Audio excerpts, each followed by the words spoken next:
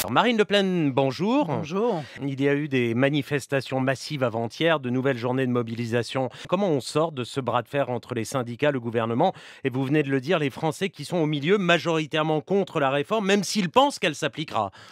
Référendum. Madame Le Pen, vous avez tout à fait raison, mais le président ne le lancera pas puisqu'il est absolument certain de le perdre. Donc vous ne pouvez pas contester que pour sortir de cette situation conflictuelle majeure, il est absolument indispensable de disposer du référendum d'initiative citoyenne, RIC, permettant aux citoyens d'intervenir quand eux et eux seuls l'estiment nécessaire. Donc tous les partis, tous les députés qui affirment vouloir mettre fin au conflit entre l'exécutif et le peuple devraient faire tout ce qui est en leur pouvoir pour obtenir le RIC. Or vous, présidente de groupe, n'avez pas évoqué le RIC dans ces 20 minutes d'interview. Voyons ce qu'il en est pour chaque parti et commençons par le Rassemblement national. Il a le RIC dans son programme et le 12 janvier, lors de sa niche parlementaire, vous, Madame Le Pen, avez choisi 7 de vos propositions de loi estimées prioritaires pour être débattues. Le RIC n'en faisait pas partie, mais on trouve par exemple une proposition de loi pour le port obligatoire d'un uniforme dans les écoles et collèges. Vous avez une échelle des priorités que vos électeurs apprécieront. Voyons la France insoumise, elle est membre de la NUPES qui a dans son programme législatif un chapitre institutionnel, donc très important, au titre alléchant. 6e République, démocratie.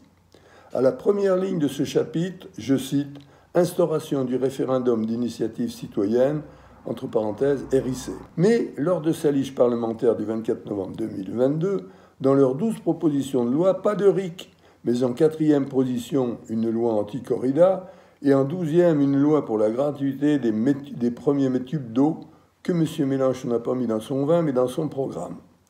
Voyons le Parti socialiste. Pour sa niche du 9 février 2023, pas de RIC. Le PS prétendait pourtant avoir fait ses choix pour favoriser le consensus.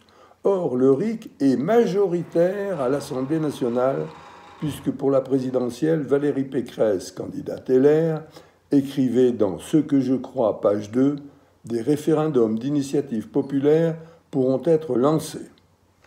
En effet, la NUPES plus LR plus le RN, cela donne la majorité qui est acquise également au Sénat, puisque Gérard Larcher était le président du Comité national de soutien à Valérie Pécresse. Nous n'avons pas encore les niches EELV et PCF. En conclusion, sur notre système électoral dit représentatif, pour avoir des députés, les partis inscrivent dans leur programme ce que les Français veulent entendre, et le RIC en est le parfait exemple puisque l'immense majorité y est favorable. 83% selon un sondage IFOP Focus numéro 158, page 7 de 2017, et 73% de favorables au RIC constitutionnel d'initiative citoyenne, sondage IFOP du 10 février 2022. Mais les promesses ne sont pas tenues, d'où une abstention croissante gigantesque et un vote protestataire pour les extrêmes. Nous avons un conflit de légitimité constitutionnelle qui ne peut être réglé que par une modification de la Constitution. Même si tous les députés macronistes ont été élus avec en moyenne 22,88% des inscrits et les autres des scores comparables, les élections ont été régulières, il n'y a donc rien d'illégitime à ce qu'ils votent ce qui est inscrit dans leur programme dans l'application de la Constitution. Mais dans le préambule de notre Constitution, l'article 6 de la Déclaration des droits de l'homme et du citoyen de 1789 commence ainsi, je cite, « La loi est l'expression de la volonté générale. Tous les citoyens ont droit de concourir personnellement ou par leurs représentants à sa formation. » Fin de citation.